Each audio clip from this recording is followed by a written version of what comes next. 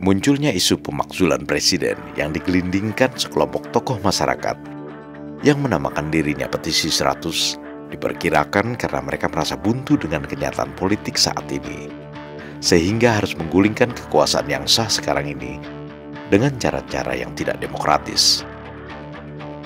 Hal ini dikemukakan oleh Hasan Nasbi, peneliti yang juga menjadi juru bicara tim kampanye nasional atau TKN Prabowo Gibran, dalam wawancaranya dengan Panangian Simanung Kalit yang ditayangkan di kanal YouTube Panangian Simanung Kalit. Hasan Nasbi juga mengatakan bahwa munculnya isu pemakzulan ini berkaitan dengan tingkat kepuasan masyarakat yang semakin tinggi terhadap kinerja Presiden Jokowi serta laporan dari sejumlah hasil survei yang menunjukkan tingkat elektabilitas Prabowo Gibran yang sudah mendekati angka 50%. Jadi kalau orang sudah sampai di di keputusan-keputusan yang ekstrim. Ya, termasuk ekstrim ya. Ini kan ekstrim. Ya, betul. Di ide-ide dan gagasan yang ekstrim ini kan berarti memang mungkin buat mereka jalan politiknya sudah buntu. Oh. Artinya gini, bisa jadi buat mereka sendiri secara individu, mereka nggak bisa masuk kekuasaan tanpa menggulingkan kekuasaan lama dengan cara yang demokratis. Oh gitu ya. Dengan cara mengalahkan kekuasaan lama. Atau memang mungkin mereka bagian dari tim pemenangan tertentu yang melihat angka-angka survei internal mereka udah nggak ketolong lagi. Angka orang yang mereka dukung sudah nggak ketolong lagi, angka orang yang tidak mereka suka mungkin sudah melewati 50%. Isu pemakzulan ini, menurut Hasan Nasbi, tidak hanya dimunculkan oleh Petisi 100, tetapi juga oleh para konsultan politik yang bekerja untuk paslon nomor urut 1 dan paslon nomor urut 3. Sehingga wajar saja jika ada yang memperkirakan bahwa isu pemakzulan ini juga merupakan agenda 01 dan 03. Ini tidak hanya diusulkan oleh Petisi 100 kan? Iya, memang. Ini juga diusulkan oleh konsultan politiknya Ganjar. Oh, ada. Konsultan politik yang bekerja untuk Ganjar lah. Iya. Ini juga diusulkan oleh konsultan politik yang mendukung Anies Caimin. Oh. Jadi ada Prof. Saiful Mujani mengusulkan ini. Ada EF Saifullah Fatah juga mengusulkan pemakzulan. Kalau ada dua konsultan politik yang berbeda posisi, tapi idenya sama soal pemakzulan, kesimpulan saya sederhana aja. Kalau polster-polster ini, Bang Panangian, itu percaya sama data mereka sendiri. Iya dong. Iya. Polster-polster kayak CSAIS, ya, kayak misalnya yang lain-lain yang punya angka antara 43 sampai 47%, itu mereka akan bilang kayaknya 2 putaran. Karena mereka percaya sama angka yang mereka temukan sendiri. Ada polster yang ketemu angka di atas 48%, mereka bilang, oh ini selangkah menuju kemenangan.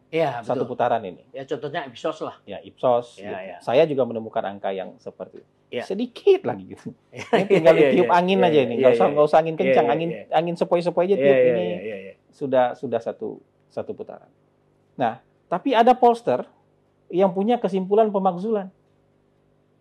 Nah, poster-poster yang punya kesimpulan pemakzulan ini adalah poster-poster yang menemukan angka Pak Jokowi sudah di atas 50%. Oh, justru itu. Yang aneh adalah usulan pemakzulan dari Petisi 100 itu disampaikan kepada Menko Polhukam Mahfud MD yang notabene merupakan calon wakil presiden nomor urut 3. Banyak pihak yang bertanya, mengapa Mahfud bersedia menerima Petisi 100? Mahfud pun tak melakukan penolakan atas usulan pemakzulan tersebut, meskipun menyatakan bahwa hal itu tidak mungkin dilakukan sekarang. Ia malah menyarankan agar Petisi 100 datang ke DPR untuk menyampaikan usulannya.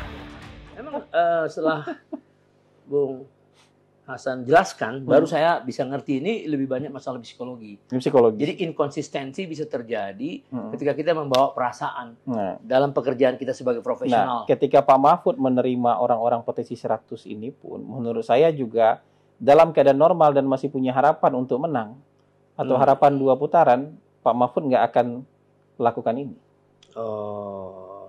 Menerima orang-orang Petisi 100 ini nggak akan dia lakukan. Karena nggak rasional. Karena nggak masuk akal dia lakukan. Iya, nggak rasional. Dia mengenal atasannya yang namanya presiden. Iya. Dia bersama dia lama. dan dia menteri. Iya, tiba-tiba dia ada yang usul mewajibkan atasannya. Artinya dia sudah tahu nih informasi dari konsultan politiknya, udah tahu. Karena udah diomongin pahit, saya yakin. Iya. Mahfud MD adalah orang yang ditunjuk dan dilantik Presiden Jokowi untuk menjadi Menko Polhukam yang bertugas membantu Presiden dalam menjalankan roda pemerintahan. Dengan posisi tersebut, sudah sepantasnya Mahfud melindungi Presiden atasannya dari berbagai gangguan. Bukan justru sebaliknya.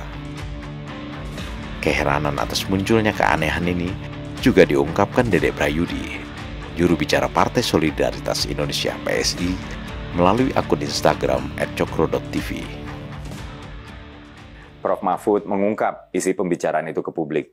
Dia menyebut para tokoh ingin pemilu 2024 ini berjalan tanpa presiden. Nah, ini sih lucu banget. Bahwa Prof. Mahfud menerima orang-orang tersebut aja udah aneh. Menko Polhukam RI menerima bahkan memfasilitasi pertemuan yang membahas pemakzulan Presiden RI. Prof. Mahfud pun statementnya abu-abu soal wacana pemakzulan ini. Katanya, jadi saya bilang apakah Pak Mahfud setuju? Saya tidak bilang setuju atau tidak setuju. Silahkan saja. Kemudian Prof. Mahfud juga bilang bahwa gerakan pemakzulan ini harusnya dibawa ke DPR, bukan ke Menko Polhukam. Nah, justru ini yang bikin bau amis, Prof. Udah tahu salah alamat kok diterima. Dan kira-kira mereka udah tahu salah alamat nggak ya? Kalau memang udah tahu, lalu kenapa datangnya ke kantor Anda? Kalau bukan karena Anda adalah cawapres yang elektabilitasnya dirugikan dengan tingginya tingkat kepuasan publik kepada Presiden Jokowi. Kalau mereka belum tahu, ya rasanya nggak mungkin lah. Nama-nama dalam kelompok petisi 100 itu nama-nama hebat, seperti Faisal Assegaf, Marwan Batubara, hingga Letjen Purnawirawan Soeharto seperti yang saya sudah katakan tadi. Nah, ini kan seperti nggak yakin menang, tapi nggak siap kalah dalam pertarungan elektoral Pilpres 2024. Serahkanlah semua kepada rakyat, biar rakyat yang memilih. Jangan suka menjegal-jegal kalau udah nggak yakin menang. Prabowo Gibran, Man of Our Time.